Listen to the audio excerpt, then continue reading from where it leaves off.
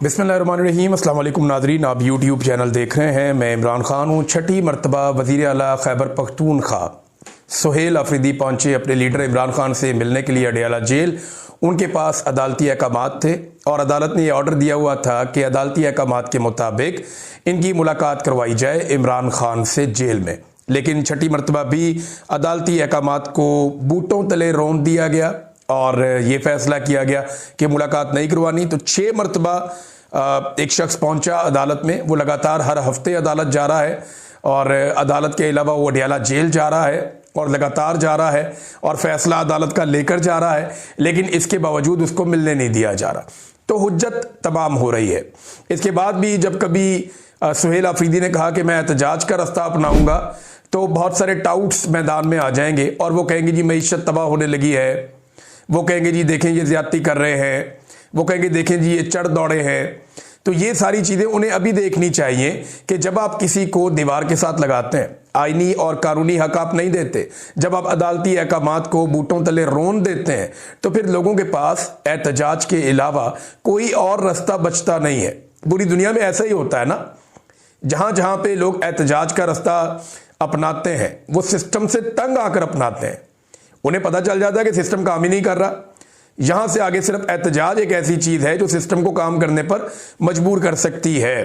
तो बहरहाल सुहेल अफरीदी साहब गए और उनके बारे में 2-4 प्रोपेगेंडा थोड़े मैं आपको बताया दूं। एक तो यह है कि वफाकी हुकूमत के एक वजीर ने यह बात कंफर्म कर दी कि सुहेल अफरीदी की लगातार जासूसी की जा रही है। यानी पाकिस्तान की फेडरेशन लगातार एक वजीर आला की जासूसी कर रही है। जासूसी करना आज खुद एक नामुनासिब और गलत चीज़ है। आइन आपको आज़ादी का हक देता है, लेकिन अपने ही शहरियों की और ख़ास तौर पे एक वज़ीर आला की जासूसी करना ये इंतहाई नामुनासिब और घटिया हरकत है और जासूसी की जा रही है। ये फेडरेशन को कमज़ोर करने की एक साजिश तो हो सकती है, लेकिन ये पाकिस्तान को मजबूत करने का कोई काम नहीं हो सकता। उसकी वजह यह है कि जब आप इस किस्म की हरकतें करेंगे, एक सूबे के आईनी सरबराह की आप जासूसी करेंगे और फिर आप उसका बरमला इजहार भी करेंगे कि जनाब हम इजहार भी कर रहे हैं, हम बता रहे हैं कि हम इस शख्स की जासूसी कर रहे हैं, तो ये आप तौहीन कर रहे हैं उन 4.5 करोड़ लोगों की जिनका वो नुमाइंदा है, या उन वोटरों की जिन्होंने उनको वोट डाले हैं। ये तो लोगों ने एतमाद किया उनके ऊपर। आप होते कौन है जासूसी करने वाले? तो पाकिस्तान को कमजोर करने की साजिश है और ये कुछ नहीं है। एक सवाल पूछा गया वहां पे सुहेल अफरीदी से कि जनाब आप इतना रिएक्शन क्यों देते हैं, इससे तो बात बढ़ जाएगी। तो रिएक्शन जो है वो हमेशा एक्शन का होता है। तो इस पे सुहेल अफरीदी साहब ने बड़ा अच्छा जवाब दिया। उन्होंने कहा जी देखें, फिर इसीलिए तो मैं कहता हूं कि एक्शन बंद कर दें, जो गलत एक्शन लिए जा रहे हैं उन्हें बंद कर दें ताकि हमारी जानिब से रिएक्शन ना आए। और देखिए अभी भी सुहेल अफरीदी ना थोड़ा बैक फुट पे रहकर चीजें कर रहे हैं। अभी भी वो मौका दे रहे हैं मौजूदा निजाम को कि सुधर जाओ।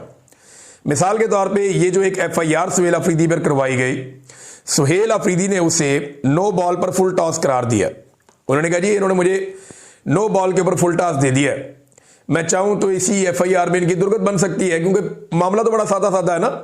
वो कहे आओ चलो मैं तुम्हें मस्जिद दिखाता हूं चल के। वजीर आला FIA की टीम को ले और लेकर चला जाए वहां पे, मकामी लोगों को इकट्ठा करे और देखो जी FIA को बताओगे यहां पे क्या हुआ था।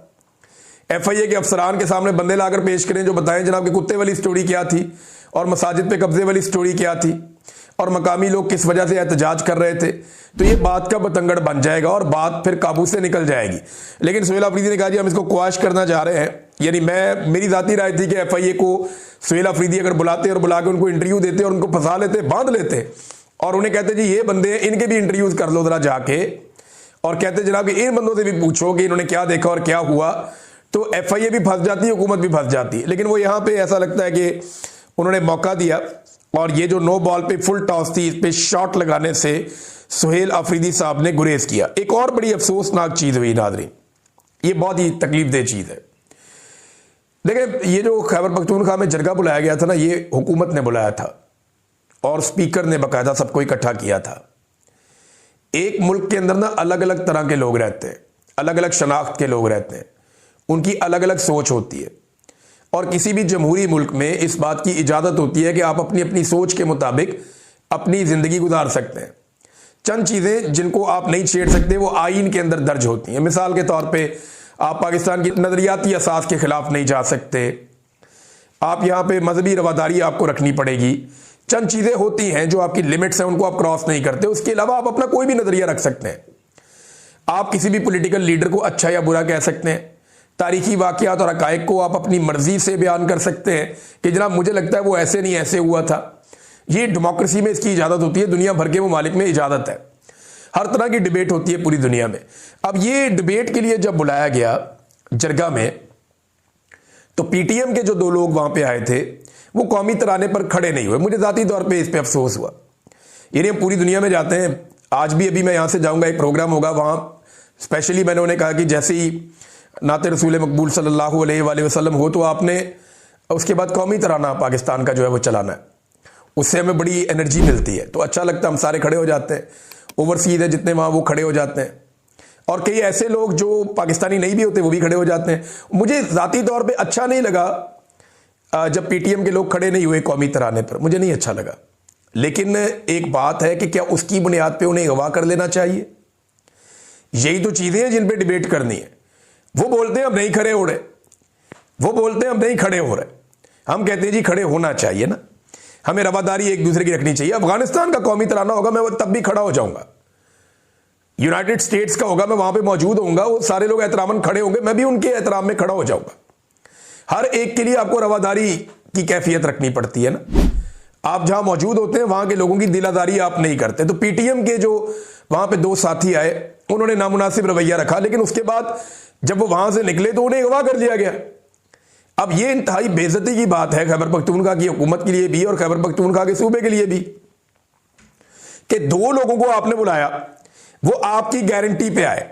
यानी जब वो आए जरगे में तो उन लोगों को तो पता है कि उनके साथ पीटीएम के लोगों के साथ हालात बड़े सख्त रहते हैं, इन्हें गिरफ्तार भी कर लिया जाता है, वो बेचारे छुपे रहते हैं, उनके अलग अलग मामलात हैं। कुछ लोग उनके मंजर आम पे रहते हैं, कुछ नहीं रह पाते। उनके कुछ लोग जो हैं माजी में मारे भी गए हैं, और कुछ लोग जो हैं वो बड़ी सख्तियां और मुश्किलात बर्दाश्त भी करते रहे हैं। अली वजीर उनमें से एक है। अब ये लोग जो पीटीएम के आए, ये वहां से जरगे से जब निकले तो इन्हें अगवा कर लिया गया। अब वो गायब है, उनका पता कुछ नहीं है। और ये सुहेल अफरीदी साहब ने भी कहा, गुलजफर खान साहब ने भी कहा, ये नामुनासिब रवैया है। वो हमारे मेहमान थे। देखिए, जब आप जरगे में किसी को बुलाते हैं ना, तो आप मामलात को हल करने के लिए बुलाते हैं, आप इख्तलाफात को खत्म करने के लिए बुलाते हैं, आप एक मुश्तरका लाएअमल बनाने के लिए बुलाते हैं।